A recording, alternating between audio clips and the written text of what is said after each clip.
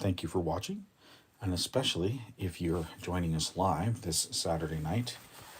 Today is Saturday, December 2nd, 2023, and we're up in the mountain studio, and thought it might be a good time to do another live stream with some real vintage. And the agenda for today's video, and hi, you can see my reflection in the screen, is we were looking on eBay for some IBM software, and we came across a listing for 4 IBM books. Of course, they didn't turn out to be books. Of course, they were the slipcase binders. And here's what came. The Guide to Operations,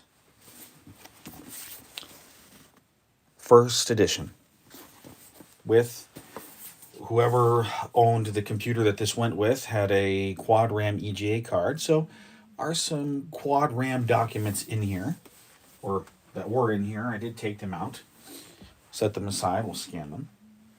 And then on top of that, we had the IBM Basic Handbook, first edition, which, to my surprise, when you open it up, I kind of laugh. Inside, still in the shrink wrap, changes in Basic Release 2.0.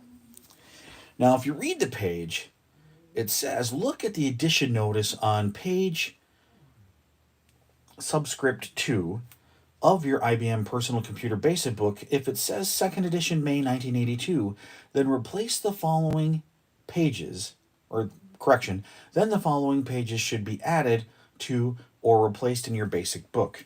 Well, as I just said, this is first edition Basic Handbook, so I'm wondering, does this even apply? Because we're going to get to the third and fourth book here. VisiCalc, I believe this was first edition at one point in time. However, VisiCorp sent a letter saying, we want to support users using VisiCalc on the IBM PC. Here's version 1.1, and it can deal with PCs that have more than 64K of RAM. So the discs that are in this slipcase binder actually do not have the version number on them, so we'll actually have to boot them up later. But what was most important in the box of 4 books, because the actual version numbers were not described in the listing, is the version of DOS, the disk operating system, and its version 1.0. Not 1.1, not 1.10, 1.0. And I did already take the disk out of the... Trying to get in there. Of course, if the camera's not going to focus for you, it's probably going to be difficult to see. But this is the 1.0 disc. We're going to try it out.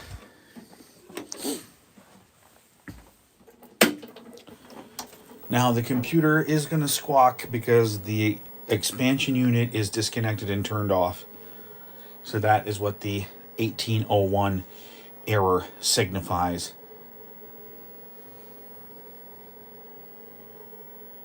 So it's going to take a few moments. It's going to count up to all 640K RAM. I'm not even sure if DOS 1.0 will support all that.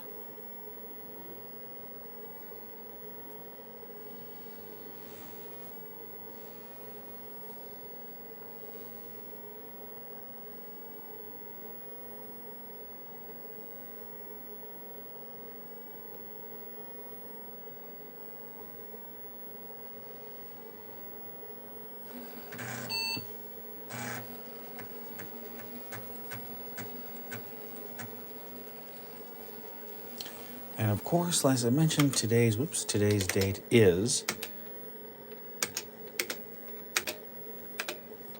December 2nd, 2023. And interesting, it doesn't prompt for the time, but the time is a command.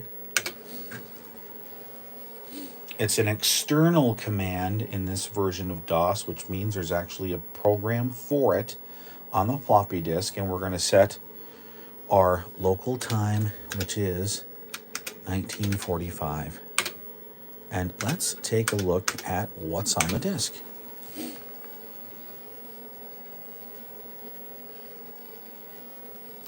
So let's try a different. Oh, so the ability to display the directory in columns isn't possible with 1.0. I wonder if we have the ability to even pause. Nope, I don't have the ability to pause either. But you notice all these basic programs. This disk is the original DOS. There's original disk does not have a hole punch on it, so it's not like people saved these basic programs onto it. So let's. Is there a Basica? Okay, so there is an advanced basic. Let's load the samples.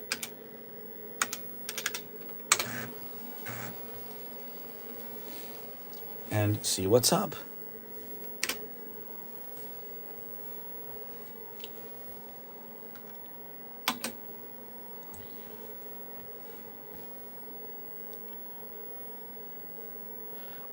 I don't recall if these were included with DOS 2.0 or not.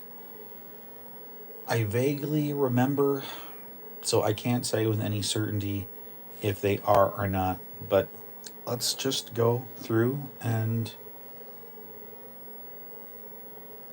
take just run through them all, and then we'll take a look at the other programs on the DOS disk. And I do remember DOS 1.0 does not support subdirectories.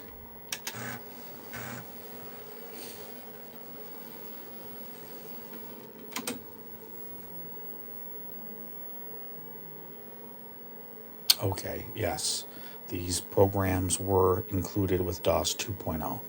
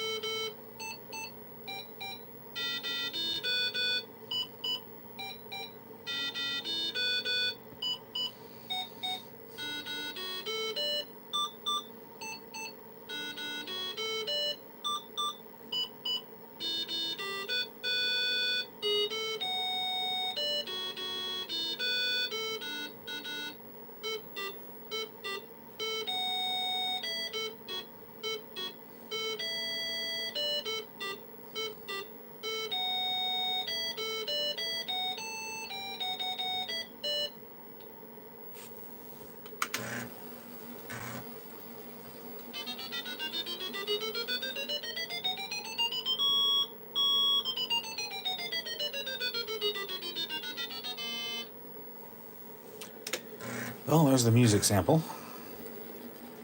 Let's go to the art sample.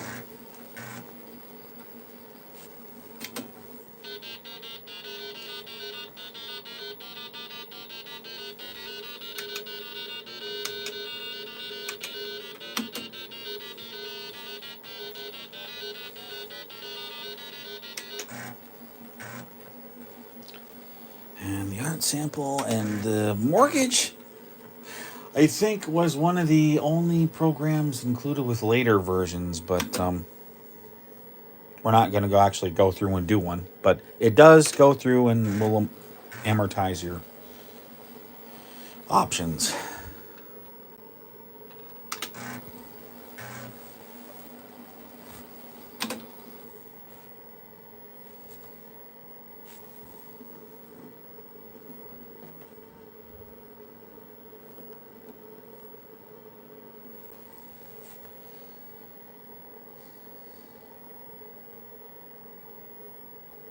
I think it's just the same circle over and over again, potentially different colors.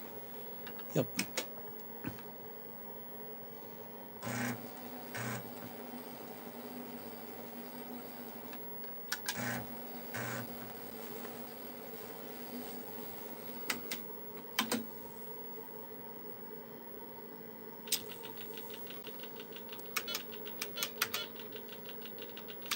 They call it Donkey, but it's kind of like the racing game.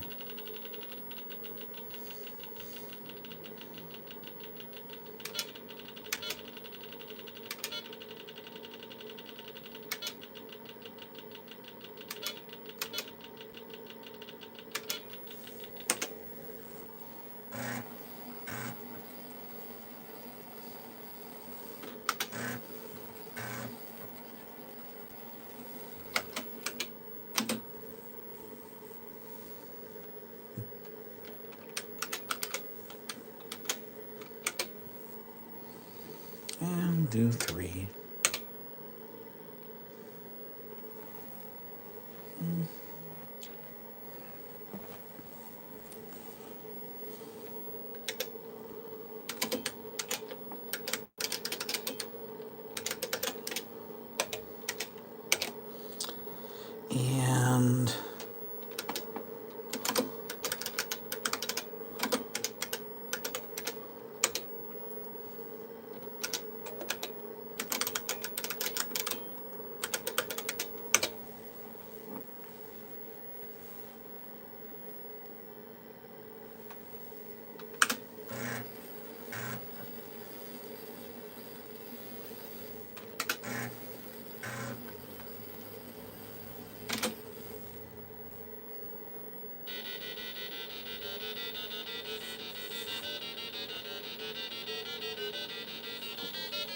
And it just keeps repeating that over and over again.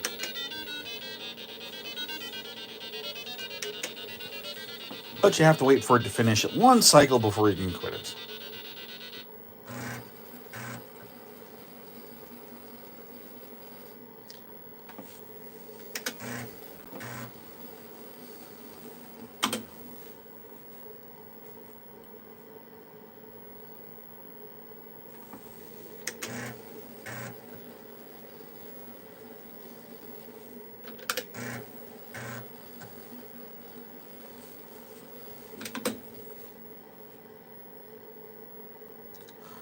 Oh my.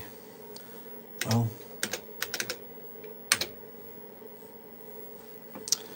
we'll say 1983. And because we don't have a printer,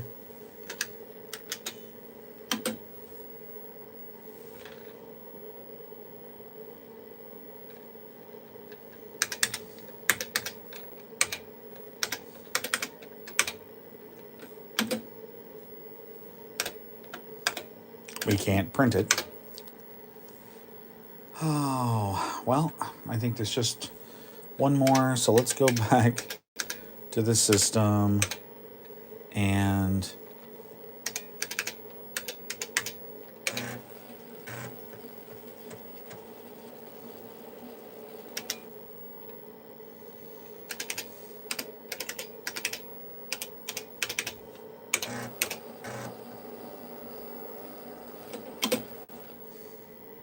Just last one.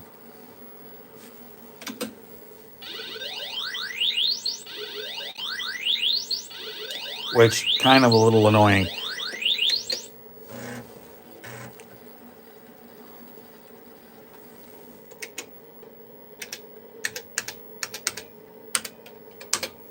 Okay, back to the system.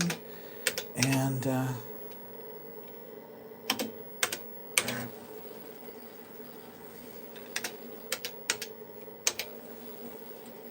so command format check disk.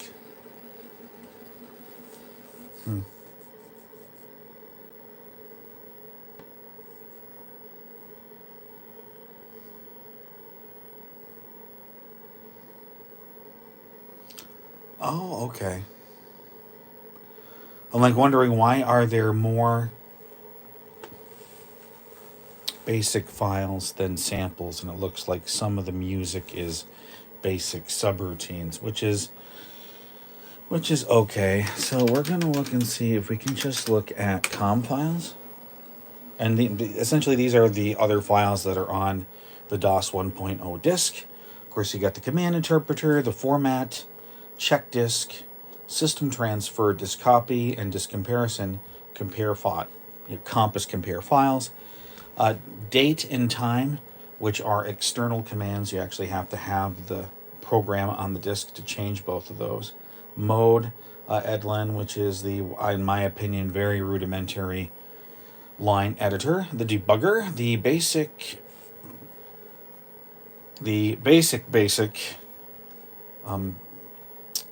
environment, and then the advanced basic environment. So I'm just curious. Check disk.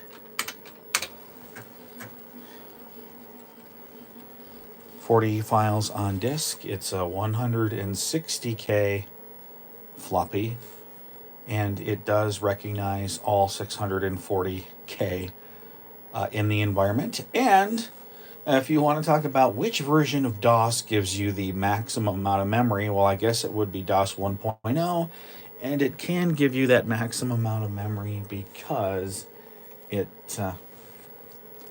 really can't do anything.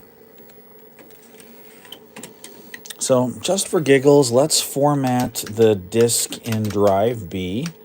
Then we will look at VisiCalc and see what version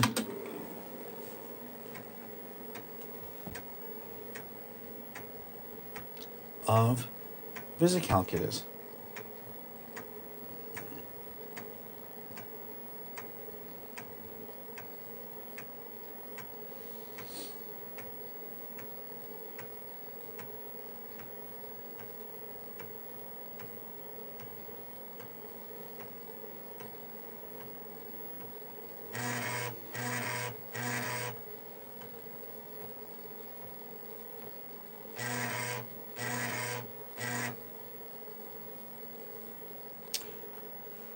Nope, we're not going to format another. It doesn't even tell you what the total space is versus bad sectors.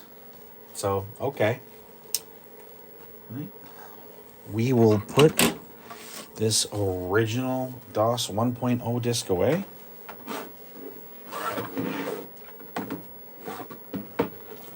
And we'll check out. Now, we have done a video on VisiCalc on legacy media and computers before, but just in case. Though that version actually, it was still in the shrink wrap, and it came from Computer Reset. This one, of course, did not. Something I just want to point out. This is a 360K disc, even though it does not have the hub ring on it.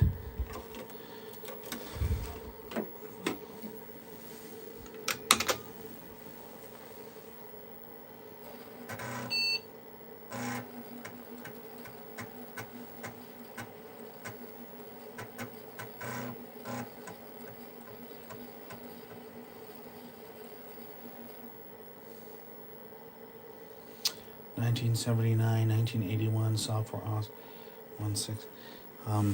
I am not familiar with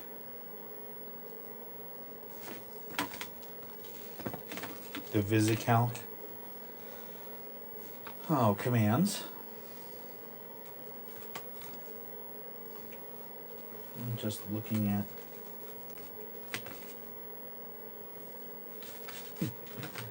to see how you quit, just so we can go back and look and see.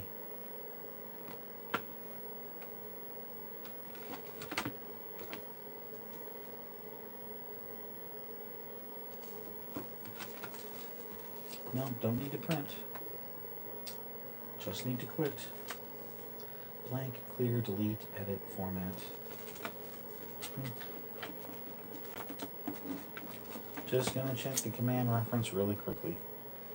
Loading the VisiCalc program is on 1.2. That's not our 1.12. That's not our problem. We want to know how to quit.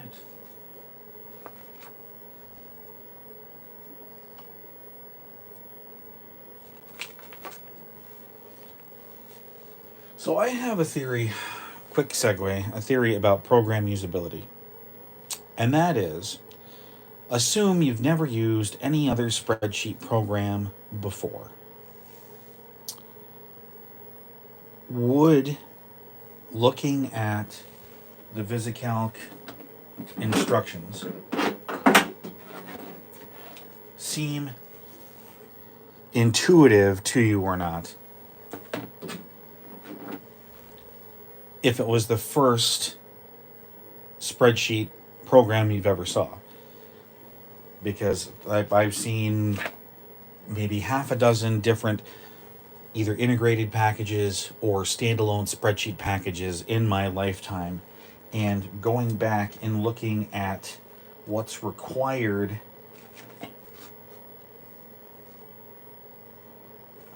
to use VisiCalc it doesn't seem intuitive to me. If you used it, maybe you found it intuitive. I can't say.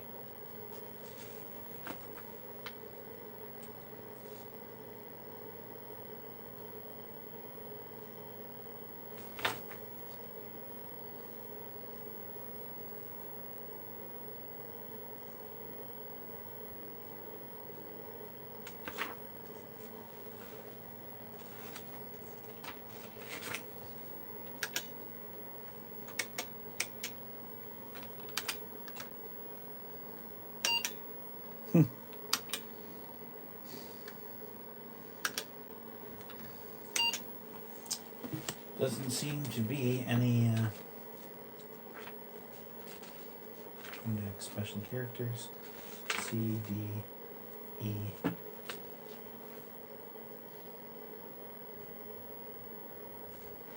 Nothing under E for exit. Let's go to Q for quit. Quit the VisiCalc program. That's page 219.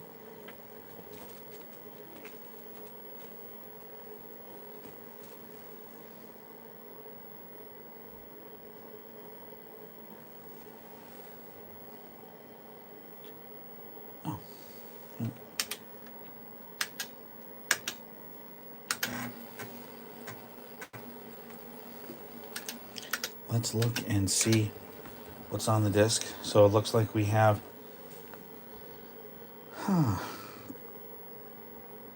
a 40 and 80 column version.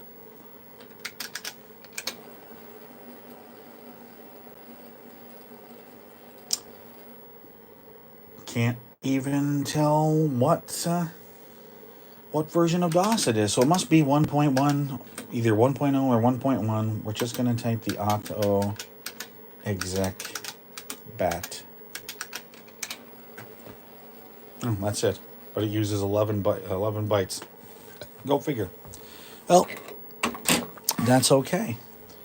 There's no software with the first edition basic manual. There is a version 1.0 of the diagnostics disk in the guide to operations, but I don't think that's going to be very exciting for you, and we're almost pushing half an hour on tonight's live stream. So if you have hung out this long, thank you very much. I do appreciate it because it's long been a mantra of mine that all of us are running out of time.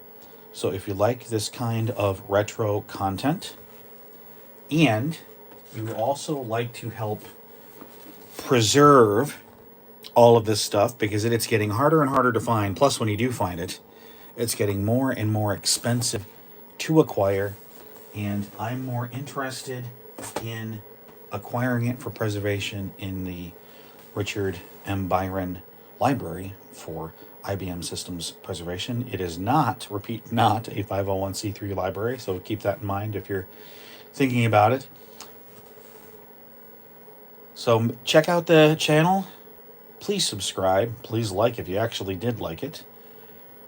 And if you think you might be able to spare me a cup of coffee once a month, consider signing up to be a patron on Patreon, because I do have a 9 to 5 kind of sort of day job in IT, but it's your contributions on Patreon that actually go to help preserve a lot of this legacy media and computer stuff.